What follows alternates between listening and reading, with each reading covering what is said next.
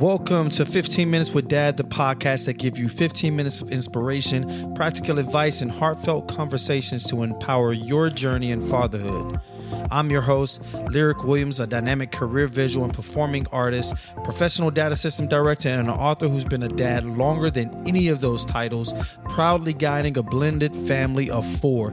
And here we dive into transformational strategies, real life stories, and actionable tips that helps you navigate the challenges of family life and divorce, all while growing into the best version of yourself.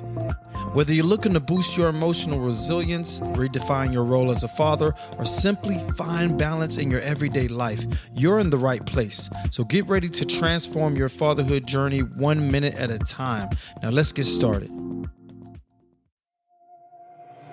Welcome back to another episode of 15 Minutes with Dad, the podcast where we talk real fatherhood, emotional growth, and everything it takes to show up as the man your children need.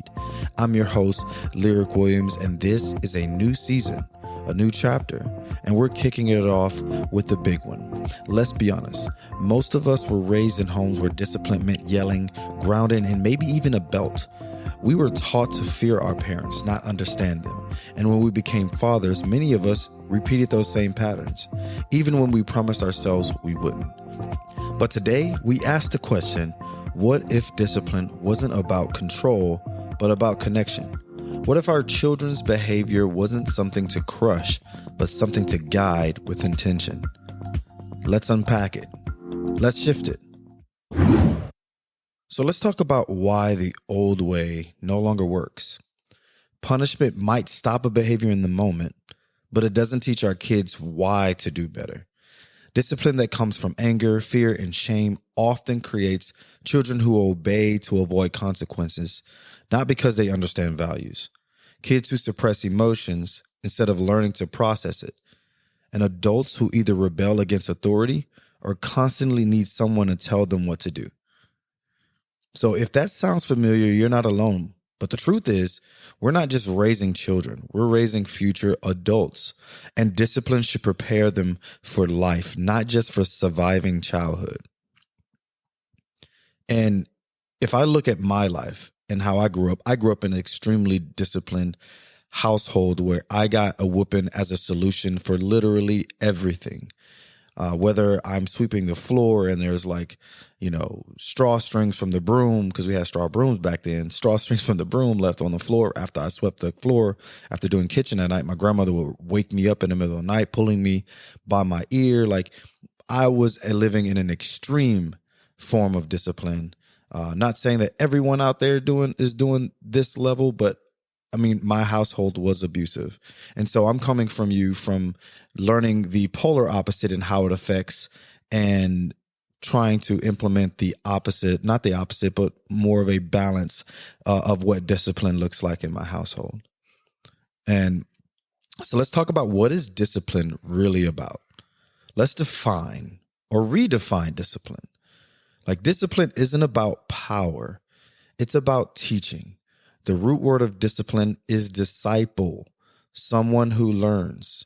So when we discipline our children, we're really teaching them values like respect, patience, and honesty. We're showing them how to regulate their emotions and helping them understand how their actions impact others. And that's a big shift. It requires us to kind of slow down and respond, not react. It requires us to lead with love and not ego. And here's the kicker. Discipline starts with the adult, not the child. Discipline starts with us, the adults, and not the children.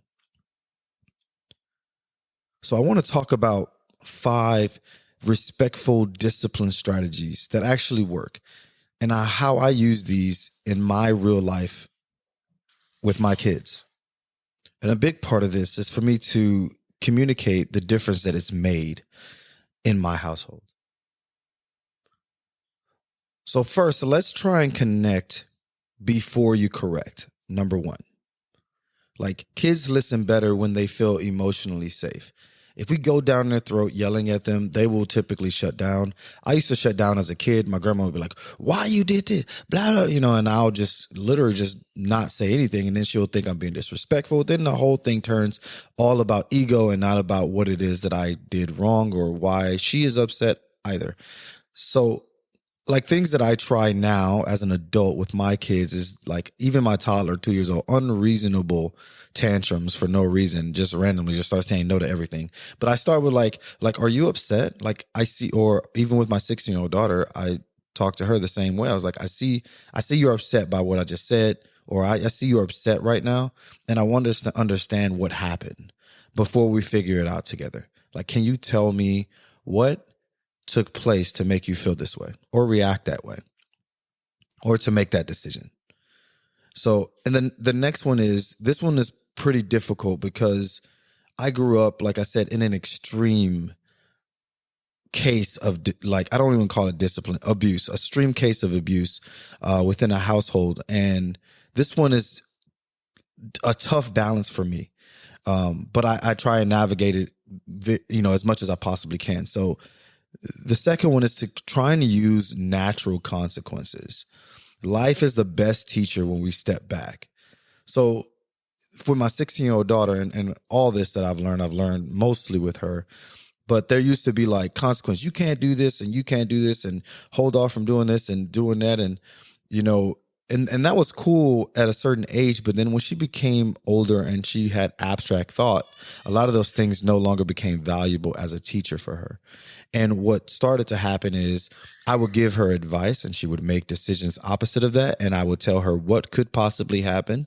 And if you choose this is what the outcome will be, whether it be with grades, whether it be with school, whether it be with friends. And they all kind of, just kind of played its part. And that made more of a difference in her life and what decisions she makes now and how she's changed over time than anything that I've ever done earlier in her life of like punishment from this, taken from this, and doing this and this. So if your child forget their lunch, they will remember it next time. Better than if you yell at them for forgetting their lunch. With AB, with my 10-year-old, I tend to do this a lot better with, because he's learning a lot about life. So whereas with my 16-year-old, when she was younger, I would get upset, tell her all these different things with the hope that she would learn that in the moment.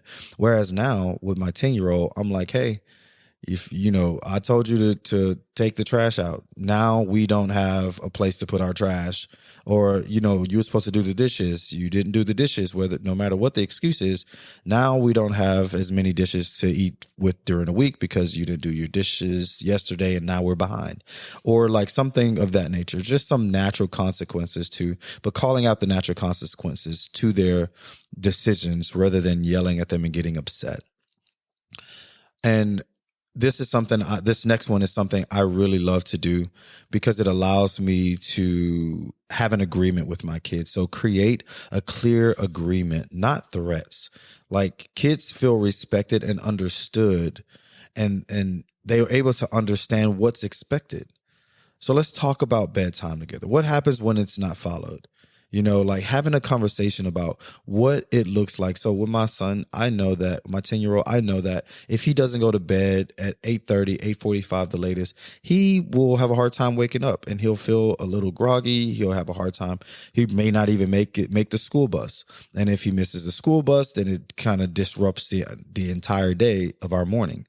And so we talk about those things, and his bedtime has like decreased from like 9:30 to being 8:30 because of that, because we were trying to find a balance. And I was making it about, I'm wanting him to be able to get up for school and have a good day instead of me saying, getting upset, you missed the bus and you blah, blah, blah. And like, I don't even get mad. I don't even get mad these days about it. I just kind of hey, this is what we talked about. I just kind of refer back to our agreement. And those things kind of like, believe it or not, like this doesn't sound like what a person would discipline from. But these are things that you can use to find a balance in the way that you discipline. These are not going to completely replace the way that you discipline, but they will help you find a balance. Whereas most kids, they start becoming rebellious and angry and upset at their parents because their parents don't understand them, or their dad don't understand them, because a lot of people look at a dad figure as being a disciplinary, and discipline is a balance. It's not just I'm going to beat your ass every time you do something, or I'm going to yell at you. I'm going to be here to make you feel bad about something that you did. It's teaching. It's making your kids a disciple of you. So let's talk about the fourth one. We can reflect. Like I said before, we can reflect, but we don't have to lecture. After you talk for about kids' attention span these days are a few minutes max. 30 minutes, they'll shut down completely. And we're talking all out the woo-ha for a long period of time, hoping that they learn. And when I tell you I am a lecturer, I can teach and I can talk. That's why I have a podcast. I can talk for a long time. And I used to lecture my kids so much. And I realized it was getting nowhere because they didn't really, obtain anything that I said. I was just venting for the whole portion of the time. So instead of venting on your kids, reflect. Don't lecture. So kids tune out lectures, but engage when they're part of the conversation. So make it a back and forward about how, getting them from cause to effect with their own minds, helps the conversation becomes more digested by them because they're guiding their brain and their thought rather than you forcing their brain and their thought. After they turn 11, they start becoming abstract thinkers. And it seems like they're becoming rebellious or they're becoming a teenager, but more so they're becoming an abstract thinker, which means that they need to guide their own selves through their thought. They're practicing and exercising that muscle of the amygdala and the prefrontal cortex. They're exercising that to make it stronger. And they're going to make mistakes, but in order for their mistakes to be a lesson, they have to go through it themselves. So you can try things like, what do you think you could do differently next time? We've seen what happened now. You did this is the outcome. What do you think could be done differently next time? And what outcome would you expect from that? And they will take that and they will digest that, whatever they talk through. You're just there to listen and hear them. Talk a little bit less. You will have less stress. Your blood pressure will go down. You will thank me. And the last one is probably the most important one that I can tell you guys. And it's, you have to model emotional regulation. Model your emotional regulation. Your kids have to see that what they did not completely tear down the fabric of their family. That what they did was a decision that kids make. And kids make similar decisions out of curiosity. And children mirror us. They will see how we're reacting and they will learn to react that way in those high emotional situations. This isn't to say that you should not be emotional, but you can say that hey, you did this thing. If it personally affects you, hey, there's this thing that you did and it made me feel this way, made me feel like blah, blah, blah, blah, blah. And moving forward, I would like to not have that be our relationship. Something as simple as that. That's not the answer to all things, but I'm just saying you can try. I need a moment to calm down so I can respond the right way. Take a step back and talk about it when you're ready to talk about it. It's okay to be upset with your kids. What I'm telling you is not to not be upset. The thing I'm telling you is to regulate your emotions. Feel through it. Regulating doesn't mean suppressing. It means to feel through it, navigate your thoughts, get the right thoughts in tune. And I'll tell you, there was a point in time when my relationship with my daughter was terrible. And I'm I thought I've been close to her this whole time. And I just started learning my daughter in a different way. All the decisions that she was making and as she becoming a teenager. And we did an episode on this, overcoming teen self-harm, healing with my daughter. It was scary. And I had to deal with I had to regulate my emotions so much when I tell you my blood pressure was up. Lord, I was out of there. I was out of there so much. But these tools aren't about being soft. They're about being strong in your leadership and grounded in your emotional intelligence. So here's a moment in my life. And when I tell you I've learned so much with my teenager, but there was a period of time when my teenager would talk back, had a disrespectful tone. She would cut her eyes, not make eye contact, the whole nine. And the old me, like, I'm not going to lie, I would have snapped. I would have raised my voice, maybe taken something away to teach a lesson. I would have talked for a long time, and it wouldn't even have been about what she did, but how she's reacting in this moment. Oh, I would talk 2 hours, 3 hours, easy. But instead, I started pausing. I would say things like, look, you seem frustrated. Let's just talk when we're both ready. I had to detach myself away from the situation because I realized that the situation was not ideal for her, and understanding that she doesn't like the fact that she's in trouble. I want her to get the information that I want her to get. I don't want her to get my ego. And later we sat down and she admitted that she was embarrassed about the thing that she had did at school that day. And me bringing it up again obviously would regurgitate those feelings. But had I punished right away, I never would have gotten to that truth. And more importantly, she never would have felt safe to share it. And that moment wasn't about behavior. It was about trust. That's a shift that we're making. We want our kids to trust us so that they can talk to us about the things that scare them or hurt them or disrupts them the most. And not to say the thing that she does or did was completely bad. It was a learning lesson that I wanted her to learn, but it could, if I made it about being a punishment situation or you going to lose out on all this, I lose the chance to let her make the mistake again so that she can try to make it right the next time. You know, like some parents, they'll be like, you can't do this for a month. You know, you can't go here for a year. That is unrealistic. Like, a kid won't even know why they're grounded after the time. They're just sitting there finding other ways to entertain themselves. And they'll get used to it. My brother, he was grounded literally for 6 years straight, I feel like, because he kept coming every report card, F, or something of that nature. Or he'll get in trouble at school. It's grounded for more months. And it never did anything. Bro, it didn't change a thing. He just got used to it. No Christmas presents. He got used to it. You couldn't take anything away from him at this point. He had nothing to lose. So it never really worked. What I found to work is that having those conversations with them, allowing them to, giving them the opportunity to make it right and do better. Kids want to be innately good. Kids want to innately be good. They make decisions that aren't ideal for parents, aren't ideal for, representing the parent, but in reality, they're their own person and they're navigating this world as crazy as we have to navigate it, or are still navigating it. Inflation is real, guys. So today, we talked about how we as fathers can shift from punishment to patient, purposeful discipline. Let's recap. The old way of control through fear no longer serves us or our children. Discipline is about teaching, not punishing. It's about creating disciples of your children. Connection, reflection, and emotional leadership are the real tools of a strong father. So here's your challenge this week. Choose one of the 5 discipline strategies and try it out.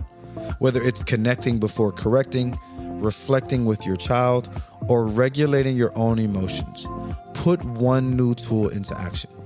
And if you want to dive deeper, head to 15minuteswithdad.com/discipline for more tools, tips, and printables you can use at home. Next week, we're going to dive even deeper into a topic every father needs to hear: the provider trap, redefining success beyond the paycheck. Make sure you subscribe to 15 Minutes with Dad on your favorite podcast platform and follow us on social media at 15 Minutes with Dad.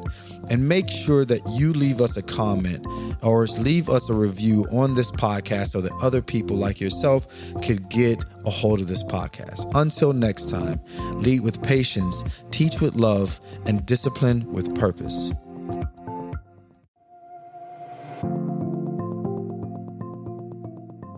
And just like that, we've hit an end of another epic journey here at 15 Minutes with Dad. I'm your host, Lirec, and I am thrilled to have shared this time with you. But guess what? The conversation is far from over.